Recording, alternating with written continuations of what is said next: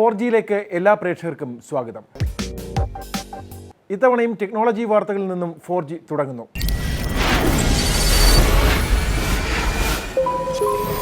ഒടുവിൽ അത് യാഥാർത്ഥ്യമായി. ആമസോണിൻ്റെ ഡ്രോൺ ഡെലിവറി.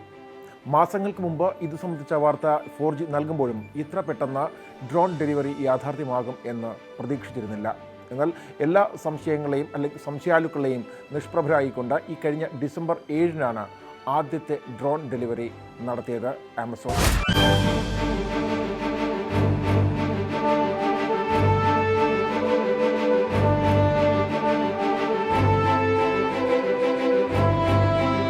നിങ്ങൾ ആമസോണിലേക്ക് ഒരു ഓർഡർ നൽകി എന്നിരിക്കട്ടെ.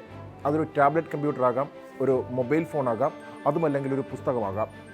ഇതിലേതായാലും അതിന് 2.7 കിലോയിൽ താഴെയാണ് ഭാരമെങ്കിൽ ഒരുപക്ഷെ അത് നിങ്ങളുടെ വീട്ടുമുറ്റത്തെത്തുക ഒരു പൈലറ്റ് ഇല്ലാതെ പറക്കുന്ന ഒരു ചെറു വിമാനത്തിലായിരിക്കും.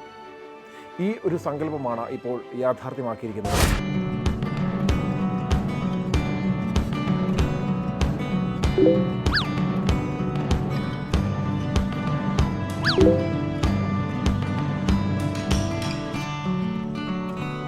ഏതായാലും ഇന്ത്യക്കാർ, അതായത് നമ്മൾ ഉടനൊന്നും ഈ സൗകര്യം പ്രതീക്ഷിക്കേണ്ട. ബ്രിട്ടനിലെ കേംബ്രിഡ്ജിലാണ് ഇത്തരത്തിൽ ആദ്യത്തെ ഡ്രോൺ ഡെലിവറി നടത്തിയത് ആമസോൺ. കഴിഞ്ഞ ഡിസംബർ 7-നായിരുന്നു അത്.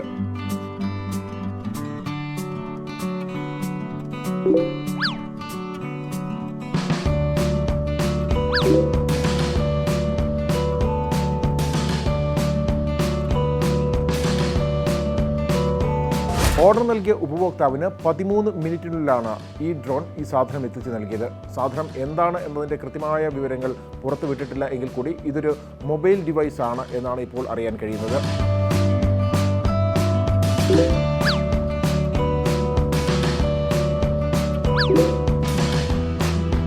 ഏതായാലും കേംബ്രിഡ്ജിൽ നടന്ന ഈ ഒരു പരീക്ഷണ ഡെലിവറിയോടുകൂടി ഈ ഒരു സങ്കല്പം യാഥാർത്ഥ്യമായിരിക്കുന്നു.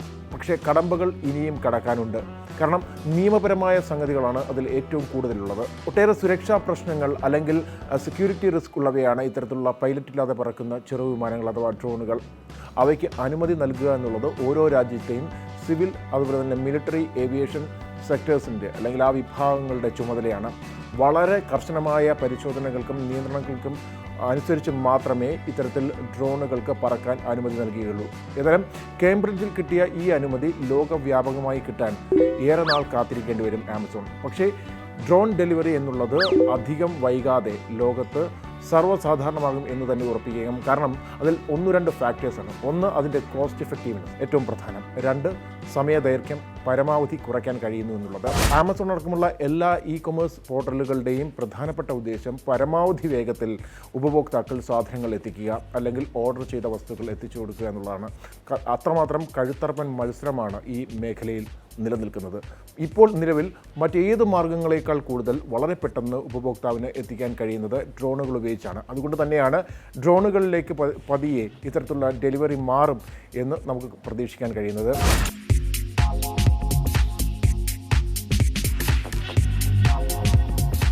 ഏതായാലും ഈ സർവീസിന് ആമസോൺ നൽകിയിരിക്കുന്ന പേര് ആമസോൺ പ്രൈം എയർ എന്നാണ്. പ്രൈം എയർ ഉപയോഗിച്ച് 13 മിനിറ്റ് കൊണ്ട് കേംബ്രിഡ്ജിലെ ഉപഭോക്താവിന് ഈ സാധനം എത്തിച്ചു എന്ന് ട്വീറ്റ് ചെയ്തത് മറ്റാരുമല്ല, ആമസോൺ മേധാവി ജെഫ് ബീസോസ് തന്നെ.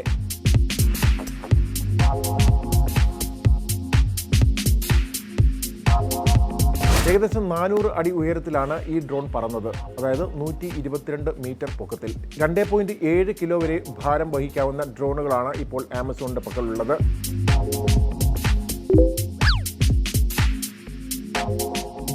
പൂർണ്ണമായും GPS നിയന്ത്രിതമായിരുന്നു ഈ ഡ്രോൺ. അതായത് പറന്നുയർന്ന് ഉപഭോക്താവിൻ്റെ വീട്ടിൽ വന്നിറങ്ങി സാധനം ഡെലിവർ ചെയ്തതിനു ശേഷം സ്വയം പറന്ന് തിരികെ അതിൻ്റെ വെയർഹൗസിൽ എത്തുന്നതുവരെ മറ്റൊരു നിയന്ത്രണങ്ങളും ഡ്രോൺ ഉണ്ടായിരുന്നില്ല. വഴി സ്വയം കണ്ടുപിടിച്ച് തടസ്സങ്ങൾ ഒഴിവാക്കി പോകുന്ന ഡിറ്റക്റ്റ് ആൻഡ് അവോയ്ഡ് ടെക്നിക്കും അല്ലെങ്കിൽ ആ ഒരു ടെക്നോളജിയും ഈ ആമസോണിൻ്റെ ഡ്രോണിൽ ഉൾപ്പെടുത്തിയിരുന്നു. അതായത് ഈ ടെക്നോളജി, അതായത് ഡിറ്റക്റ്റ് ആൻഡ് അവോയ്ഡ് ടെക്നോളജി ഉള്ളതുകൊണ്ട് ഏത് തടസ്സങ്ങൾ മാർഗമധ്യേ ഉണ്ടായാലും ഡ്രോണിന് അതിനനുസരിച്ച് മാറിപ്പറന്ന് നേരത്തെ ഉദ്ദേശിച്ചിരുന്ന ലക്ഷ്യത്തിൽ തന്നെ സാധനങ്ങൾ കൈമാറിയതിനു ശേഷം തിരിച്ചു വരാൻ കഴിയും. ഏതായാലും അത്രത്തോളം അനായാസമല്ല എല്ലാ രാജ്യങ്ങളിലും ഇത്തരം ഡ്രോണുകൾക്ക് പറക്കാനുള്ള അനുമതി ലഭിക്കുക എന്നുള്ളത്.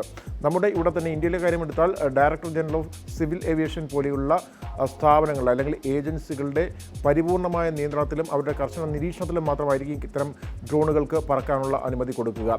ഒരുപാട് സെക്യൂരിറ്റി ത്രെറ്റ്സ് അല്ലെങ്കിൽ സുരക്ഷാ ഭീഷണി, അത് ഭീകരവാദത്തിൽ നിന്നാലും മറ്റു തരത്തിലുള്ള പലതരത്തിലുള്ള ഭീകര ഭീഷണികളും നേരിടുന്ന ഇന്ത്യ പോലെയുള്ള രാജ്യങ്ങളിൽ ഇത്തരം ഡ്രോണുകളുടെ ഉപയോഗം ഇപ്പോൾ തന്നെ വളരെയധികം നിയന്ത്രണ വിധേയമാണ്.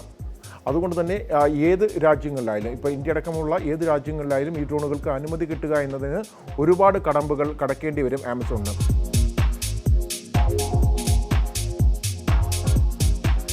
ആമസോൺ ഏറ്റവും കൂടുതൽ ഫോക്കസ് ചെയ്തിരിക്കുന്ന രാജ്യങ്ങളിലൊന്നാണ് ഇന്ത്യ. വളർച്ചയിലെ ഏറ്റവും പ്രധാനപ്പെട്ട രാജ്യങ്ങളിലൊന്നായി ആമസോൺ കാണുന്നതും ഇന്ത്യയെ തന്നെയാണ്. അതുകൊണ്ട് തന്നെയാണ് കഴിഞ്ഞ വർഷങ്ങളിൽ ജെഫ് ബിസോസ് പലതവണ ഇന്ത്യയിലെത്തുകയും വ്യാപകമായ ബിസിനസ് ചർച്ചകൾ പലരുമായും പല സ്ഥാപനങ്ങളുമായും നടത്തുകയും ചെയ്തത്. അതുകൊണ്ട് തന്നെ ഡ്രോൺ ടെക്നോളജി വ്യാപിപ്പിക്കുന്നുണ്ട് എങ്കിൽ അതിൽ ഏറ്റവും പ്രധാനപ്പെട്ട ഒരു സെൻറ്റർ ഇന്ത്യ മാറും. പക്ഷേ അവിടെയാണ് നമ്മൾ നേരത്തെ പറഞ്ഞ തരത്തിലുള്ള തടസ്സങ്ങൾ ആമസോണിന് മറികടക്കേണ്ടി വരുന്നത്. അതിൽ എത്രത്തോളം ആമസോണിന് വിജയിക്കാൻ കഴിയും എന്നതും കാത്തിരുന്ന് കാണേണ്ടതാണ്.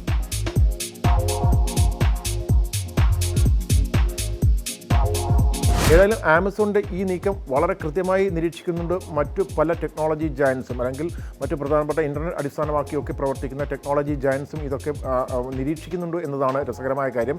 അതിൽ ഗൂഗിൾ, ഒപ്പം വാൾമാർട്ട് പോലെയുള്ള ഭീമന്മാരും ഉൾപ്പെടുന്നു. ഒരുപക്ഷെ ഗൂഗിൾ ഏറ്റവും കൂടുതൽ ഭയക്കുന്ന എതിരാളി ഭാവിയിൽ ആമസോൺ ആണ് എന്നത് നേരത്തെ ഗൂഗിളിൻ്റെ ഉന്നതരിൽ നിന്ന് പുറത്തു വന്നിട്ടുണ്ട്. ഓൺലൈൻ വഴിയുള്ള കച്ചവടം അല്ലെങ്കിൽ ഇ-കൊമേഴ്സ് എന്ന് പറയുന്നത് തന്നെയായിരിക്കും ഭാവിയിലെ ഏറ്റവും വലിയ ഒരു ബിസിനസ് റവന്യൂ മാർഗം ഗൂഗിളിനും. അതുകൊണ്ട് തന്നെ ആമസോണിൻ്റെ ഓരോ നീക്കങ്ങളും ഇത്തരത്തിൽ നിരീക്ഷണ വിധേയമാക്കുന്നുണ്ട് ഗൂഗിളും വാൾമാർട്ടും ഉൾപ്പെടെയുള്ള കമ്പനികളും ഇത്തരത്തിലുള്ള ഡ്രോണുകളുടെ പരീക്ഷണ പറക്കൽ നടത്തിക്കൊണ്ടിരിക്കുകയാണ് രഹസ്യമായെങ്കിലും എന്നാണ് ഇപ്പോൾ അറിയാൻ കഴിയുന്നത്. അങ്ങനെയെങ്കിൽ ഒരു ഡ്രോൺ വിപ്ലവത്തിനായിരിക്കും ഇനിയുള്ള മാസങ്ങൾ, വർഷങ്ങൾ ഒക്കെ സാക്ഷ്യം വഹിക്കുക.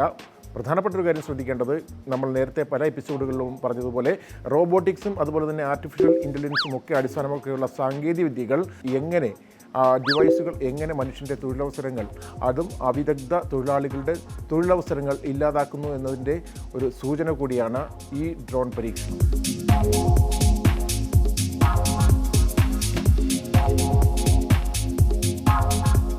ഈ വർഷത്തെ, അതായത് 2016 ടെക്നോളജിയിലെ അല്ലെങ്കിൽ ഗെയിമിങ്ങിലെ ഏറ്റവും വലിയ സെൻസേഷനായ പോക്കിമോൺ ഗോ ഇന്ത്യയിൽ എത്തിയിരിക്കുന്നു. റിലയൻസ് ജിയോയുമായി ചേർന്നാണ് പോക്കിമോൺ ഗോ ഇന്ത്യയിൽ ഔദ്യോഗികമായി ലോഞ്ച് ചെയ്തത്.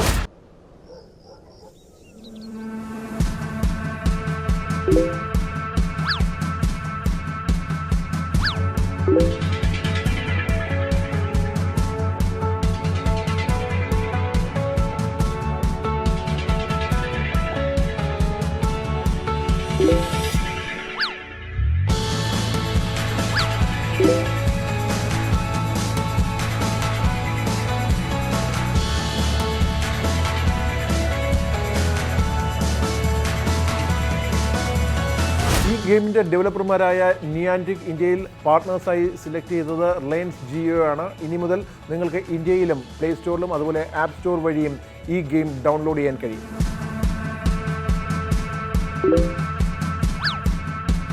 റിലയൻസ് ജിയോയിൽ നിന്നും കിട്ടുന്ന വിവരമനുസരിച്ച് ഇനി മുതൽ റിലയൻസിൻ്റെ ഡിജിറ്റൽ സ്റ്റോഴ്സിൽ അതുപോലെ കമ്പനിയുടെ സെലക്ട് പാർട്ട്ണർ പ്രിമൈസസിലൊക്കെ ഈ ഒരു പാർട്ട്ണർഷിപ്പിൻ്റെ ഫലമായിട്ട്, അതായത് പോക്കിമോൺ നിയാൻറ്റിക്കിൻ്റെയും റിലയൻസിൻ്റെയും പാർട്ട്ണർഷിപ്പിൻ്റെ ഫലമായിട്ട് ഈ സ്ഥലങ്ങളിലൊക്കെ ഇനി പോക്കി സ്റ്റോപ്സും ജിംസും ഒക്കെ നിങ്ങൾക്ക് പ്രത്യക്ഷപ്പെടും എന്നുള്ളതാണ്.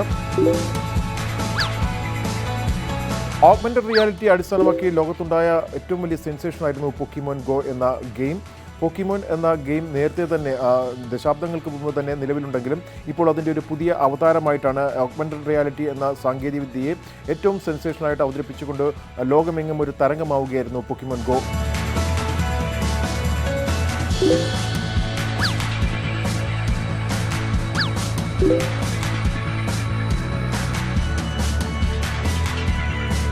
ജൂലൈയിൽ ഈ ഗെയിം ലോകത്ത് റിലീസ് ചെയ്യുന്ന ശേഷം ഒരു ഭ്രമം അല്ലെങ്കിൽ ഒരു വല്ലാത്ത ഭ്രാന്ത് തന്നെയായിരുന്നു ഈ ഗെയിം സംബന്ധിച്ച് ലോകമാങ്ങും എങ്ങും പടർന്നു പിടിച്ചത്. ഈ ഗെയിം വരുത്തിവെക്കുന്ന പ്രശ്നങ്ങളെപ്പറ്റി വളരെ ആഴത്തിലുള്ള പഠനങ്ങൾ തന്നെ നടന്നു.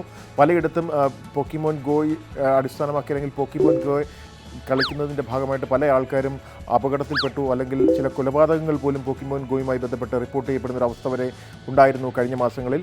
ഇന്ത്യയിൽ നേരത്തെ എത്തിയിരുന്നില്ല എങ്കിൽ പോലും, ഔദ്യോഗികമായിട്ട് ലോഞ്ച് ചെയ്തിരുന്നില്ല എങ്കിൽ പോലും മറ്റ് പല തേർഡ് പാർട്ടി ആപ്ലിക്കേഷൻസും മറ്റ് ആപ്ലിക്കേഷൻസും ഒക്കെ വഴി ഈ ഗെയിം ഇവിടെ ഡൗൺലോഡ് ചെയ്ത് പലരും കളിക്കുന്നുണ്ടായിരുന്നു. എന്നാൽ ഇനി അത്തരത്തിലുള്ള കാര്യങ്ങൾ ഒഴിവാക്കാൻ നിങ്ങൾക്ക് നേരിട്ട് തന്നെ ഗൂഗിൾ പ്ലേ സ്റ്റോറിൽ നിന്നോ അല്ലെങ്കിൽ ആപ്പ് സ്റ്റോറിൽ നിന്നോ ഡയറക്റ്റ് ആയിട്ട് ഈ ഗെയിം ഡൗൺലോഡ് ചെയ്ത് കളിക്കാൻ സാധിക്കും.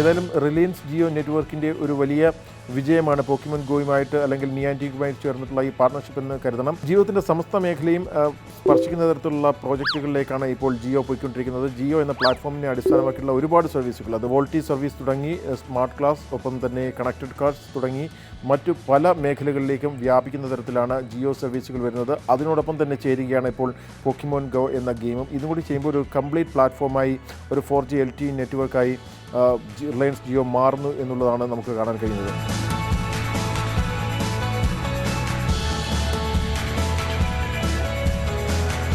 റിലയൻസിൻ്റെ ഹാപ്പി ന്യൂ ഇയർ ഓഫറും കൂടി ചേരുമ്പോൾ ഇപ്പോൾ ഈ വന്നിരിക്കുന്ന പോക്കിമോൻ ഗോ എന്ന പാർട്ണർഷിപ്പും കൂടി ജിയോയെ ഒരു പുതിയ തരത്തിലേക്ക്, ഒരു സെൻസേഷനാക്കി ഇന്ത്യയിൽ വളർത്തുമെന്ന കാര്യത്തിൽ യാതൊരു തരത്തിലുള്ള സംശയമില്ല.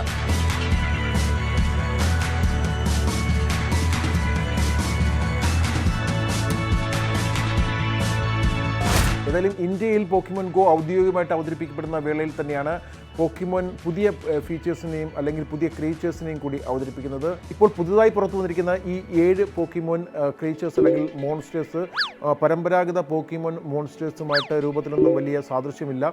അതുകൊണ്ട് തന്നെ ഇവയെ പിടിക്കുന്ന ടെക്നിക്സും അല്ലെങ്കിൽ ഇവയെ കൈവരിക്കാൻ കഴിയുന്ന ടെക്നിക്സും ഒക്കെ പുതുതാണ്. അതൊക്കെ ഒരു പരമ്പരാഗത പോക്കിമോൻ ആരാധകരെ തൃപ്തിപ്പെടുത്തുന്നില്ല എന്ന തരത്തിലുള്ള ചില വാർത്തകൾ വരുന്നുണ്ട്. ഏതായാലും ഇന്ത്യക്കാരെ സംബന്ധിച്ചോളം പോക്കിമോൻ ഇനി ഒരു തരംഗമായി വളരാൻ പോവുകയാണ്, പ്രത്യേകിച്ചും റിലയൻസുമായിട്ടുള്ള ജിയോയുമായി ചേർന്നിട്ടുള്ള ഈ ഒരു പാർട്ണർഷിപ്പിലൂടെ. അതുകൊണ്ട് തന്നെ ഈ പോക്കിമോൻ എന്ന ഈ ഒരു 7 പുതിയ ക്രീച്ചേഴ്സ് അതിൽ വരുന്നത് കൊണ്ട് തന്നെ ഈ പുതിയൊരു എക്സ്പീരിയൻസ് കൂടി ഒരുമിച്ച് ആസ്വദിക്കാനുള്ളൊരു സൗകര്യമാണ് അല്ലെങ്കിൽ ഒരു അവസരമാണ് ഇന്ത്യൻ ഉപഭോക്താക്കളെ കാത്തിരിക്കുന്നത്.